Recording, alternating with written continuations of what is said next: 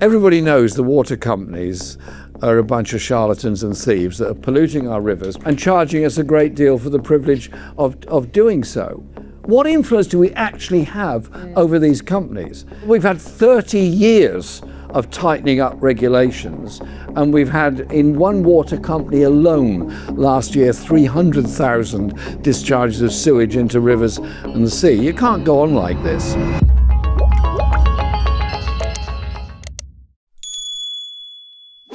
So what's really interesting about the what you're sort of sharing about Jamaica, your experiences in Jamaica, is that it keeps coming back to that idea we opened this session with, and that your politics is one really truly rooted in people, and not just in that arguably traditional Labour sense, or what we have come to see, what we have come to know is the traditional Labour sense of, oh, everyone getting a sort of material equality, but it also extends beyond that to thinking or interrogating the idea of political equality, not just everyone gets a vote, but actually how much people can bring to their lives, how they can shape their lives, what are the factors that take people's control away from their lives. And some of the causes or movements you've been associated with, very heavily sort of activist background, anti-apartheid, socialism, anti-war, anti-colonialism. Is this all coming back to, I mean, what's really driving you? Is it just everyone gets a fair deal? Or is there something more? What do what sort of inspires you about the people you work with? Well, democracy is not just about voting in elections. Obviously, that's important. It's very important to have the right to vote, and people fought and died for the right to vote. But that is only part of it. It is about the democracy of life. It's your right to speak, your right to know, your right to organise, your right to demonstrate, and your right to disagree with people. Those are quite important things. All of those are constantly under threat. And in people's lives, there is a distinct lack of democracy in many, many ways. So you mentioned some of the causes and campaigns I was involved in. Yes, I was also involved as a union member and union organiser with the Institute of Workers' Control and others about trying to bring democracy to the workplace and workers' control of industries. I support public ownership, absolutely, of major services, mail, rail, water, etc., energy, and so on. But I always felt that our nationalised industries weren't particularly democratic. And I remember campaigning against the privatisation of electricity and gas, going down streets giving out leaflets saying what a bad thing it was. 90% of the people I met hadn't got a clue that it was actually publicly owned in the first place. They said, what? Is it publicly owned? No, I didn't know that. I don't like them anyway, they said. The gas company's been horrible to me. I said, okay, whatever. They had no idea. Because they felt no sense of ownership of it. It was a board appointed by the government to run the gas company, run the electricity company, run the water company, and so on. And so one of my great friends when he was alive was Tony Benn. And when he became industry secretary in the 74 to 79 Labour government with Wilson and then Callaghan as Prime Minister, British Leyland then had been taken into public ownership, and Tony wanted to ensure that it wasn't just another public ownership in the sense that somebody would be appointed to run it and they would rationalise it, close it, whatever, and make it into a successful parastatal company. Instead, he said this is the great opportunity to practice democracy in the running of industry. And we knew him very well. He then said, look, I can't even get the civil servants around me to begin to understand what I'm talking about on this. And I sort of felt for him. So he then came to see us at the engineering union. I was working for the engineering union at the time. And he said, can you help me with this? I want you, or you group of us, to go to all the shop stewards, the branch secretaries and the union activists and bring up a British Leyland plan, which is about workers and their power, their knowledge and their inspiration of what the company could do and could be. And so we went off, a group of us, and we spent about 6 months, maybe a bit less than that, on it, intensive meetings with lots of shop stewards groups, workers groups and so on. Same kind of thing as Lucas Aerospace workers were also doing in Lucas Aerospace about how they could be producing goods for peace, not war. And we went through what Leyland could do, what products could be, etc., etc. And we produced a workers' plan for British Leyland. Tony was very interested in this, and then came, eventually, of course, came the change in the fundamental change in the government strategy, IMF loan, austerity cuts, and British Leyland was then handed over to Michael Edwards, who then proceed with mass redundancies and everything else, and that was the end of the workers' control experiment. But that thought and inspiration has not gone away, and I think we have to be, our political philosophy has to be not handing people something, empowering people to achieve things for themselves. So democracy isn't just about public ownership, it's about the power you have on it. Take water, for example. Everybody knows the water companies are a bunch of charlatans and thieves that are polluting our rivers, polluting our seas, and charging us a great deal for the privilege of doing so. What influence do we actually have over these companies? Every time I've got up in Parliament and said, this thing has got to go back into public ownership, these people cannot be trusted. And they say, no, it's all right, we're going to tighten up the regulations. Yeah. Well, we've had 30 years of tightening up regulations, and we've had, in one water company alone last year, 300,000 discharges of sewage into rivers and the sea. You can't go on like this. And so that isn't just bringing it into public ownership. That of itself doesn't solve the issue. But if we're all empowered in our communities to actually run that water company through workers, through local unions, through local businesses, through local authorities, and we have a board that is answerable to the community rather than to somebody else, then we can begin to bring about change, and we can then be making our demands.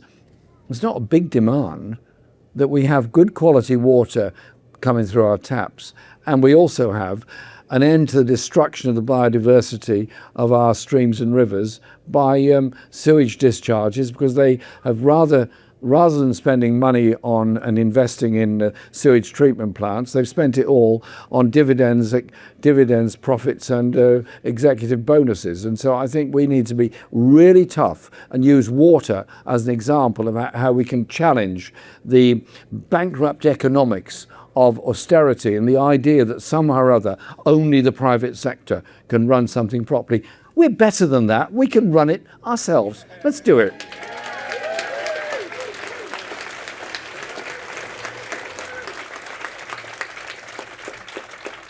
So Labour for you has got to always be more than just redistributing material goods. It's got to be about a redistribution of power. Now, shockingly, we are actually running out fairly close to the end of time, and I want to get some audience questions in. So I'm just going to ask one last question. Seeing as we're at a philosophy festival and lots of people here very interested in an issue you've already brought up, education.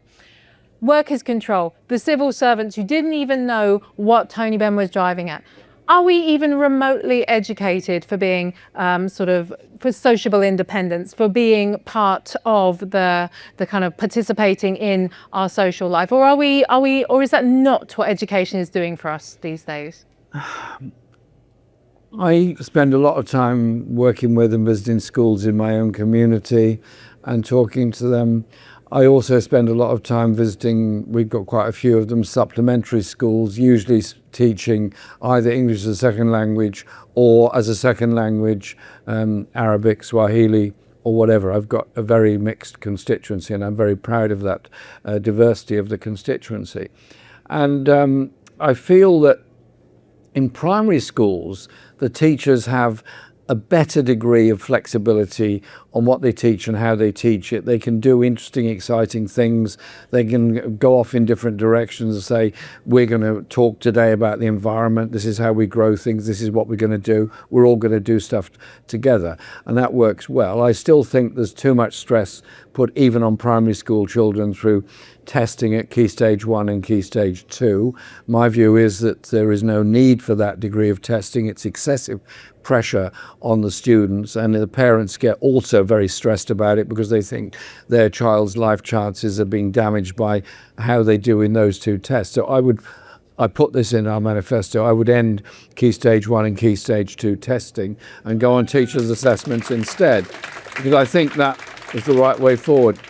In secondary schools, we've got into a sort of groove of everything being dependent on what Ofsted thinks of the school, and the determination and ambition of the school is to get the students the best grades and really push those that get good grades. So they're going to get, they're going to get 8 or 9 GCSEs, and they're going to go on and get A levels and so on, and they're going to get to Russell Group unis or Oxbridge.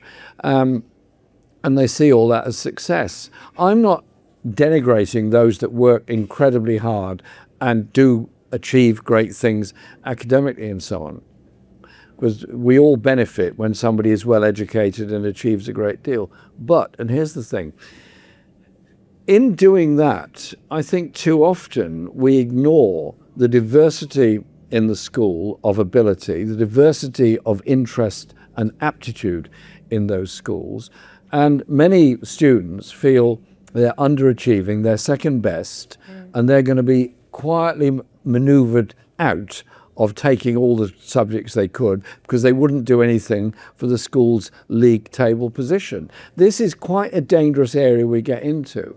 And then you meet late teenagers who haven't had a good experience in school, don't feel particularly enamored of what they were taught in school or even understand very much of it, and then end up sometimes coming back to full-time education or part-time education later on, sometimes not at all.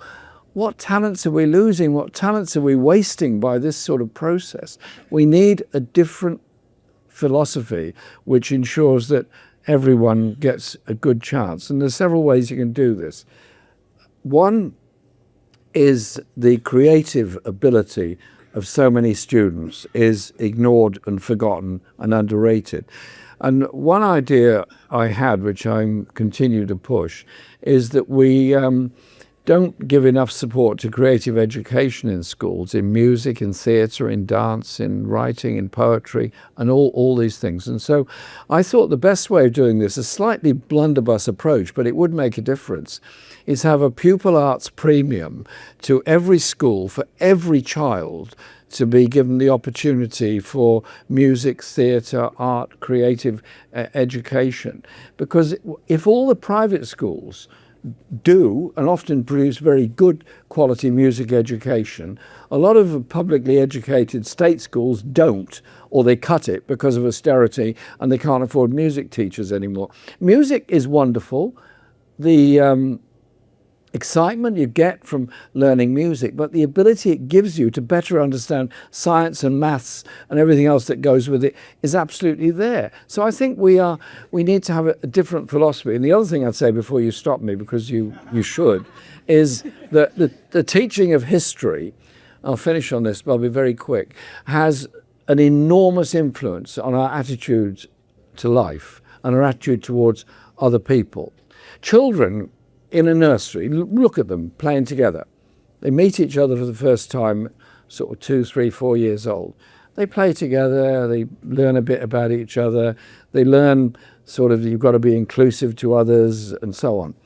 And then somewhere along the line, they get history lessons or don't get history lessons, which somehow or other start inculcating an idea of European superiority over the rest of the world.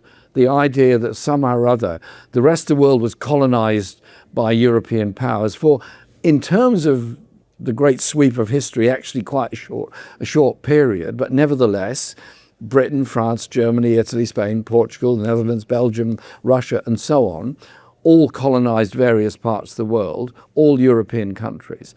And that sort of European superiority thing is still there in a lot of the philosophy of a lot of people. And it then plays into the arguments that the far right are now promoting, and the attitudes that are made towards those people that are utterly desperate and trying to seek a place of safety in the world. So if we want to live in a coherent, cohesive, anti-racist society in the future, you've got to start at the very beginning. You've got to start on the idea that nobody is superior to anybody else. It is about learning where maths came from, where science comes from, where algebra comes from, where architecture comes from. And it ain't all European universities.